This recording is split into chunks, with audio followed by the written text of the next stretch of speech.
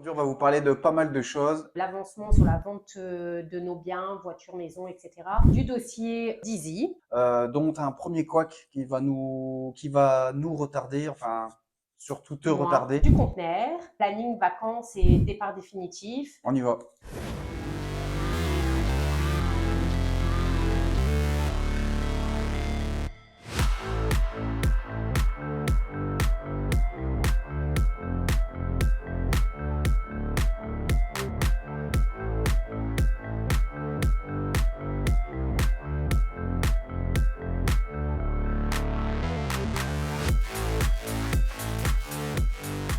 Cette introduction avant, on voulait d'abord tous vous remercier. Vous êtes super nombreux à nous envoyer des messages, à nous encourager. Donc merci à tous. Alors Mimi, où on en est là? Alors, on a vendu déjà nos véhicules. Du coup, moi, j'avais une Fiat Abarth qui a été vendue, qui fait un euro propriétaire. On avait aussi une Ford Mustang de 1966, un ancêtre avec lequel on aimait bien se promener de temps en temps et Mitch a pas mal bricolé dessus. Grand merci à Romu et à Michel et Fix aussi qui m'ont donné pas mal de coups de main. Pas mal de personnes nous disent mais pourquoi tu l'as pas prise là-bas et tout, mais faut savoir que c'est hyper compliqué l'importation des véhicules là-bas déjà de 1. Et ça coûte super cher. Ça coûte super cher, on aurait été taxé dessus, enfin la voiture m'aurait coûté 2 fois le prix. Et en plus de ça, c'est un ancêtre de 1966. Au niveau du temps là-bas, ça me faisait quand même peur de la ramener. Pour l'avoir rouillée ou pour la voir se détériorer à vitesse grand V, c'était quand même assez risqué. Donc on a préféré la revendre ici. Donc voilà, elle est partie et le nouveau propriétaire est content. Donc tant mieux. Le plus gros point de notre expatriation et gros dossier, c'était quand même la vente de notre maison. Donc voilà, notre maison est vendue pour ainsi dire, puisqu'on signe le compromis de vente le 21 septembre.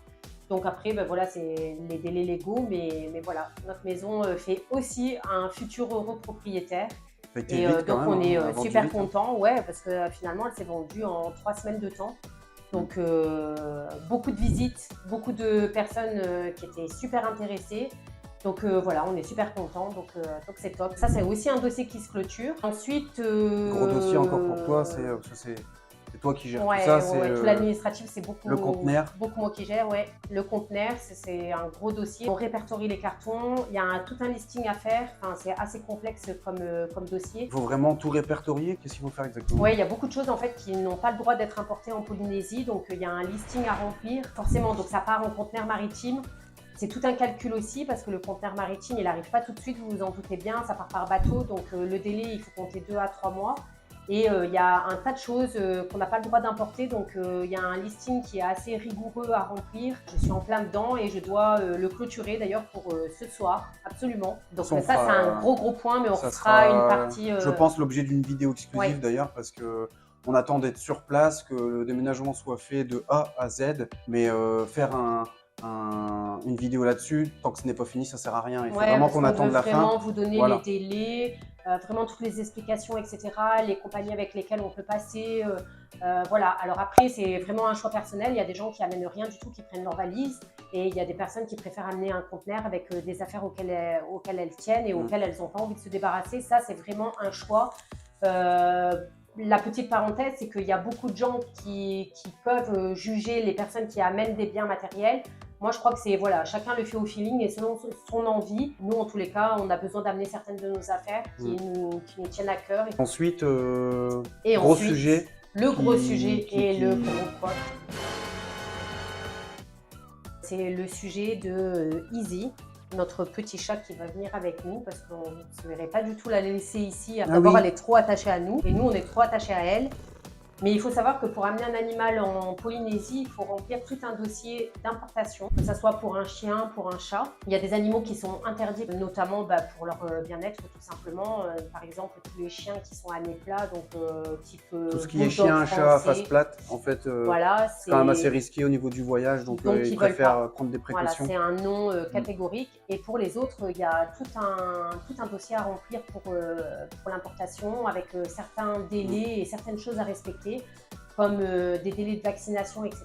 Et donc nous, il se trouve que notre petite Izzy en 2020 a eu un gros souci de santé. Elle a fait des séances de chimio. Suite à ces séances-ci, qui étaient quand même assez lourdes pour elle avait quand même beaucoup maigri et d'ailleurs on pensait qu'on allait la perdre. Ouais. On n'a pas voulu l'embêter avec le rappel de vaccin rage qu'elle devait avoir et donc elle a un trou dans sa vaccination antirabique, qui fait que quand on a été refaire sa vaccination ici au mois de juillet, en fait, c'est comme si elle n'avait jamais été vaccinée pour la Polynésie. On n'est pas dans les clous en fait. Donc la Polynésie ne veut pas prendre de risques au niveau des cas de rage puisqu'ils sont indemnes de rage et ça se comprend, c'est quand même des petites îles. Donc si on ramène la rage là-bas, c'est une catastrophe. Donc en gros, ils sont hyper stricts là-dessus. Et même avec le titrage antirabique qu'on va bientôt faire, même si le titrage antirabique, donc le dosage des anticorps dans le sang est bon, dans l'organisme, en fait, ça marche pas. Il faut que la date, ça soit 6 mois et 21 jours, c'est ça? Ouais, c'est ça. Voilà, 6 mois et 21 jours. Donc, du coup, vous l'aurez bien compris, comme on a refait une vaccination au mois de juillet et qui est considérée comme une primo-vaccination puisque toutes celles d'avant ne comptent pas, vous calculez 6 mois et 21 jours. Je ne peux pas partir avant le 18 février.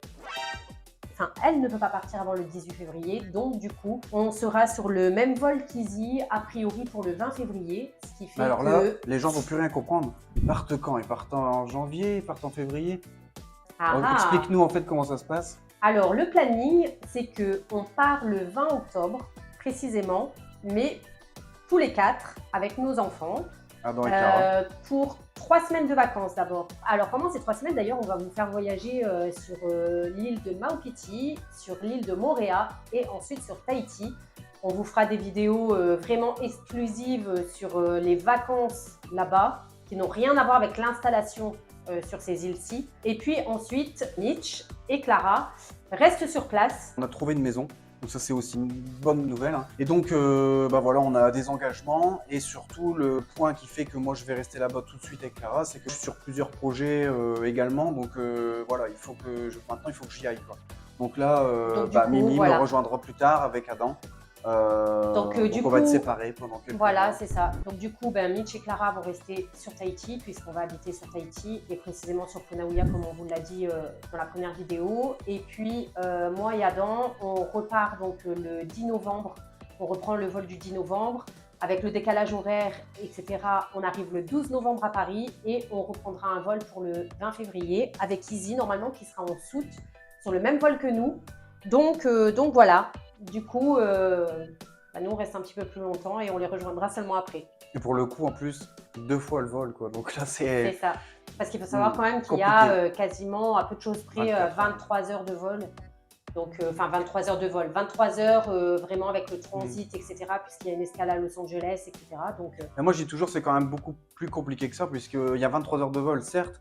Mais d'abord, il faut aller chercher le vol. Donc d'abord, on doit ou se lever le matin tôt ou alors de toute façon partir dans la journée. Mais vous avez quand même toutes ces heures qu'on ne compte pas en fait au final en amont, qui fait que quand on arrive là-bas, on a plus ou moins une trentaine d'heures de voyage, quoi. Donc parce que nous on habite en Belgique, il faut qu'on aille chercher l'avion à Paris. Donc il y a déjà plus ou moins 3 heures de route. Les Il convocations, faut se lever, il faut se préparer, voilà. Donc c'est beaucoup de préparation avant. Donc le voyage, il est vraiment fatigant quand même. Mais bon, il est plus fatigant dans le sens du retour Paris qu'à l'aller pour aller à Tahiti. Hein. Le jet lag, il fait mal. Hein. Donc ils auront la joie de faire 2 vols avec la compagnie Air Tahiti Nuit. Ouais, c'est ça. Top compagnie. Ouais, voilà, top compagnie au passage. Ah ouais, c'est clair. Donc, on a fait le tour des choses qu'on avait à vous dire. N'hésitez pas à nous poser des questions, que ce soit sur la chaîne YouTube, que ce soit sur Instagram ou sur Facebook. Par la même occasion, j'en profite, si vous aimez nos vidéos, n'hésitez pas à vous abonner sur la page YouTube, à mettre la cloche pour les notifications et à mettre un like si la vidéo vous a plu ou si vous kiffez Izzy tout simplement. On vous souhaite une bonne soirée ou une bonne journée suivant l'heure à laquelle vous regardez la vidéo et on vous dit à bientôt. Nana, comme on dit là-bas.